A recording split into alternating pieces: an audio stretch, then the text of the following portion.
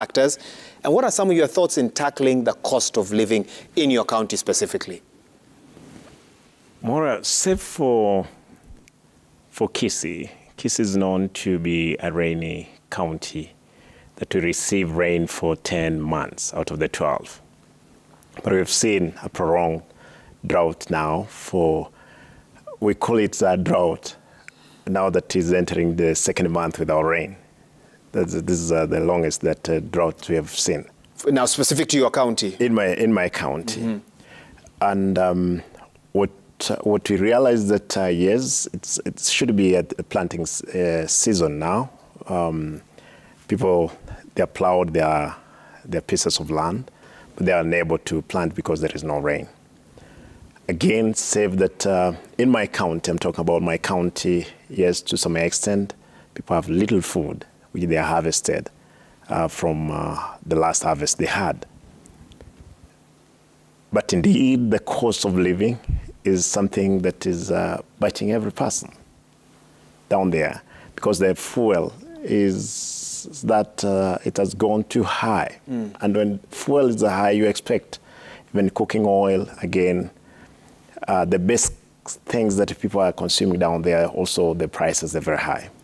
It's something that we are talking about. It's a natural calamity again. We are discussing about, and we can't forget that we have come from a very hard period of time. That was the corona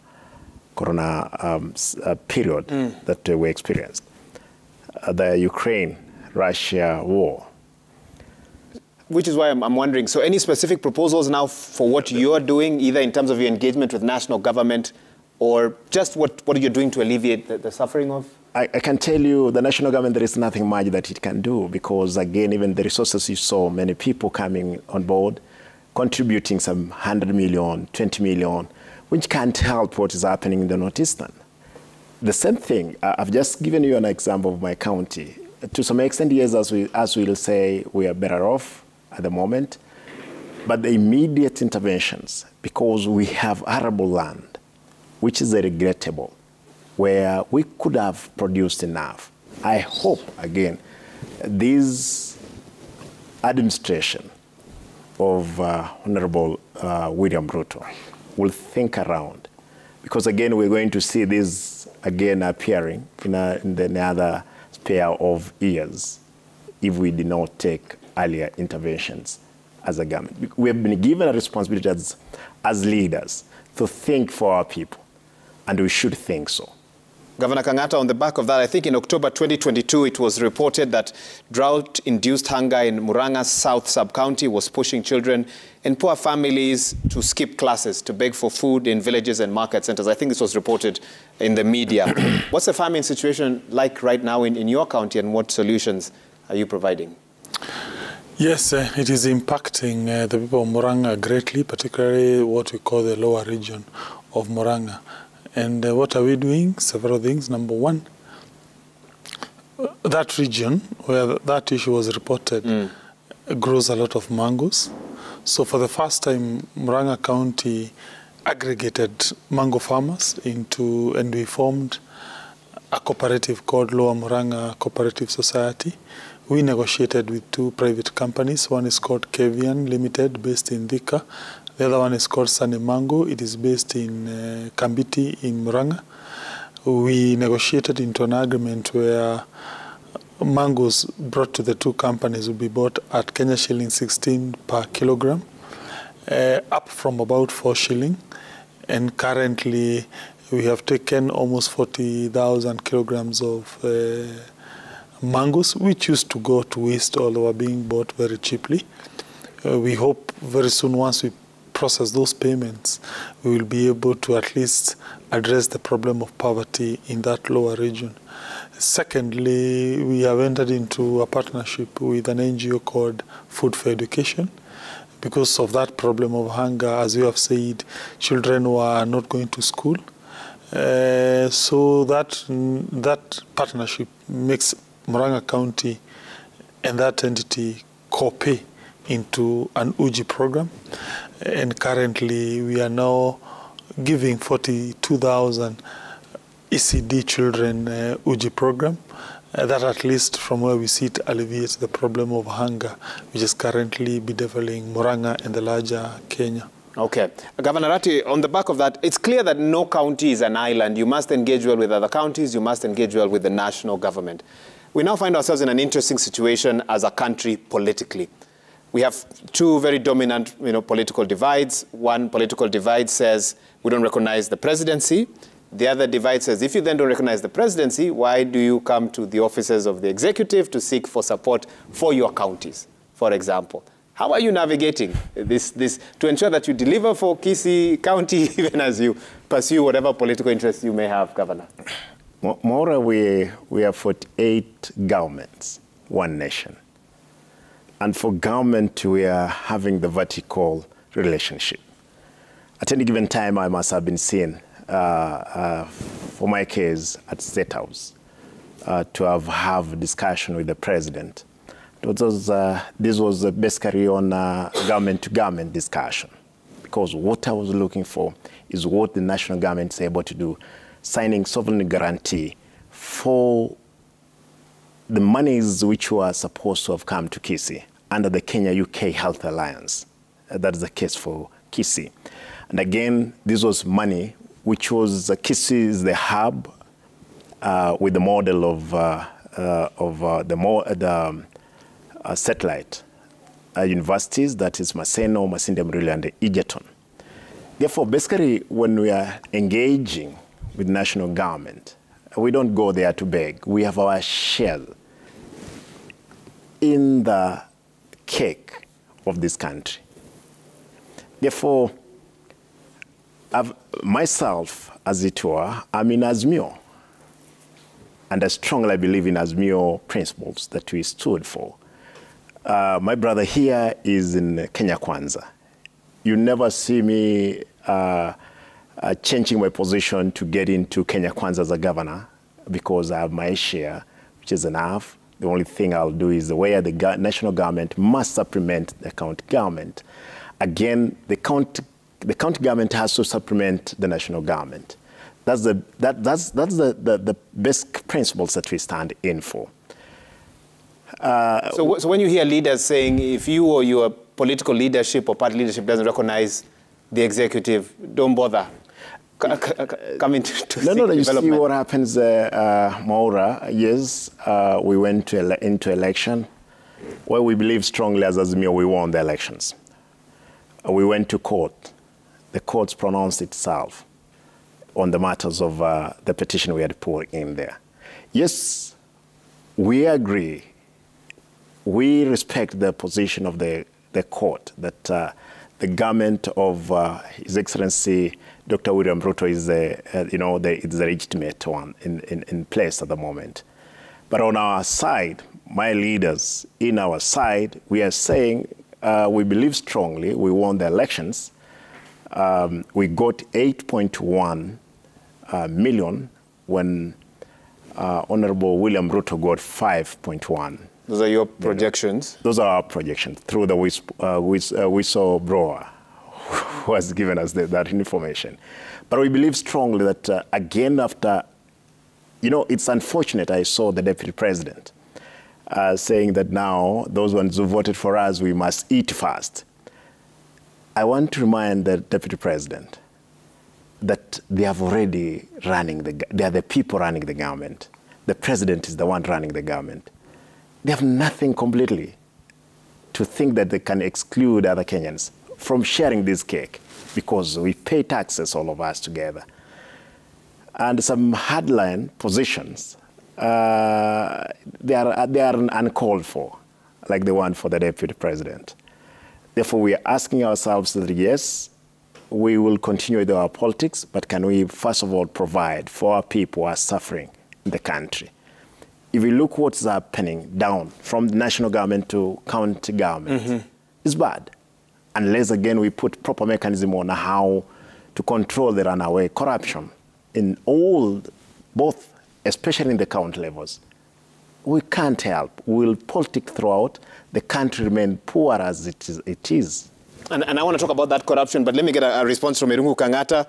you know, the relationship between county and national government. Some leaders saying, if you don't respect the head of state, if you don't respect this side or that side, don't bother coming to knock and seek for development. Irungu Kang'ata, your thoughts on this? I just want to say we are in government and we support the president and the deputy president. That's all. Irungu Kang'ata, Yeah. So you don't sympathize with him, for example, when such comments are made, because you understand the struggles you're facing as a governor trying to bring development. I would like to hear your thoughts from where you sit as a member of the Council of Governors. I support Deputy President Rigathi Gachagua 100%. I support Dr. William Ruto 100%. Thank you. Okay. There's something he's mentioned, runaway corruption in the counties. What did you find? Have you reported it when you took over? Yes, you see, you'll find the majority of the key people we found in the counties, particularly, let's say, chief officers, they had what I would call legal security of tenure. Most of them, they were to retire, like in Murang'a, almost 100% they were to exit next month on 31st of March 2023. So in a way, there's nothing much you could do unless you wanted to attract litigation, which doesn't help. So we were, majority of most of us governors, we are allowing those contracts to lapse so that you're able to bring in a new team. In Murang'a, for instance, we are currently vetting the chief officers. Once they are vetted, we take them to the assembly for approval. And we hope the new team, once it comes into the office, it will be able to align county operations to the vision that we sold to the people. And secondly, on the issue of corruption, apart from the personnel element into it, is the importance of automating county systems. Remember, corruption is a function of human interactions, all factors being remaining constant. If humans were interacting in government business, the propensity to corrupt will be high. So to reduce on that, Murang'a took a conscious decision to automate. So without even externalizing that expertise, which is usually very expensive to buy some of those IT systems, we brought in an IT expert who has been able to make several sophisticated IT programs. For instance, we have been able to automate a single business permit as we speak. People don't have to go to a county office to pay for a single business permit. We have automated parking, hospital fees, market, and because of that, revenue of the county has been on a positive trajectory. And this is also helping you to fight corruption. Yes, it's helping to fight, to fight corruption. And several other systems which we are progressively automating, and definitely we think that will be able to fight corruption. Okay. And yes. Okay, Governor Ratti, you raised the question of ghost workers. Once you took office, you flagged 861 ghost workers, and then I think later on, and you called for an audit of some sort, and you said out of your 5,600 workers, 1,314 are ghost workers who failed to turn up for the 2-month head count. Where are we? Where are you with that? The corruption, is not only based on issues of handling cash. Again, corruption it has so many, dimensions, from either human resource to issues of again handling money. In my case, what happens is that yet we're unbundling the report, which I was given by IHRM, and the institution that we had contracted to do for us the audit, the human audit. Of course, they found out that 744 people did not show up, whereas the exercise was taking or took 2 months. When the team was on the ground, sick people were brought from hospital to be counted. People were out of the country, flew in the country, those who were on study leave, to be counted. Some who were sick in India, they would have sent their passports to be counted to show that indeed they were in hospitals. Therefore, again, some 570 people appeared who were not in the payroll, but they are saying they are employees of the county. To be told, many things happens, and this is a recipe.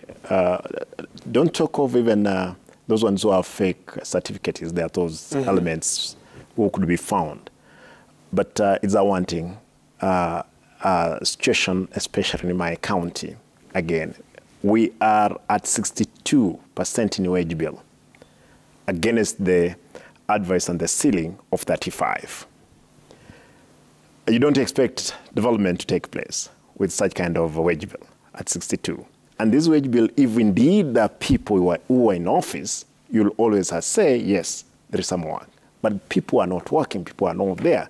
Therefore, it's a big burden.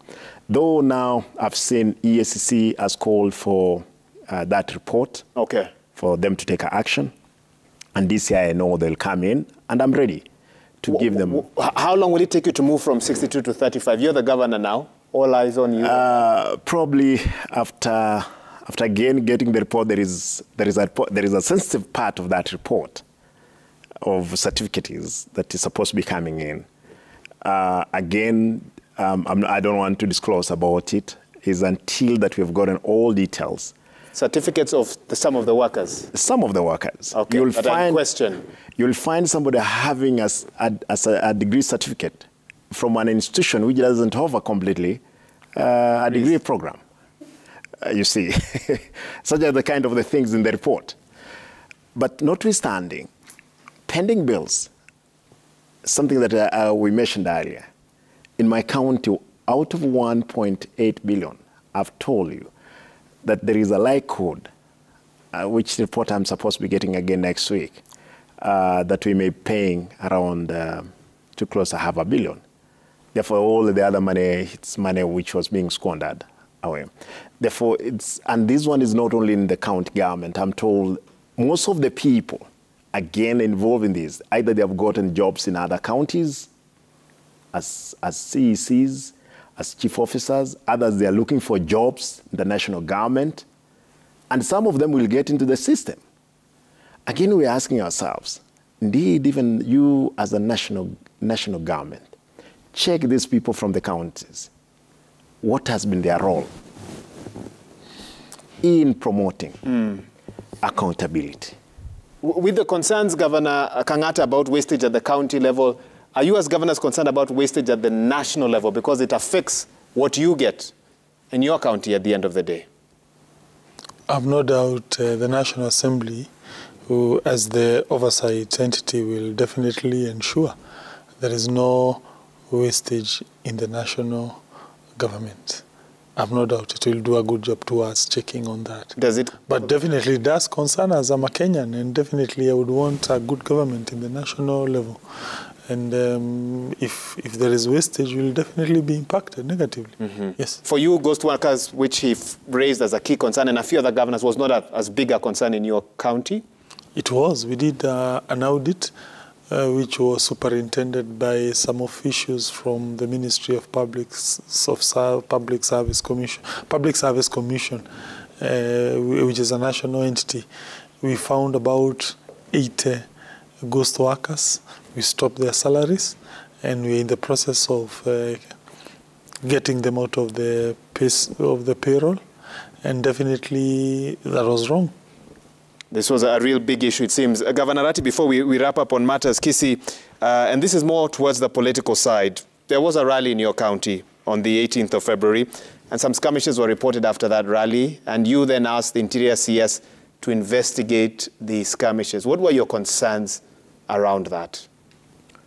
Maura, we had a very successful rally that was on Friday last week, where some leaders who were opposed to the rally were like, they were daring my party leader not to come to Kisii, but again he was received by the multitude of the people you must have seen that who came to welcome him.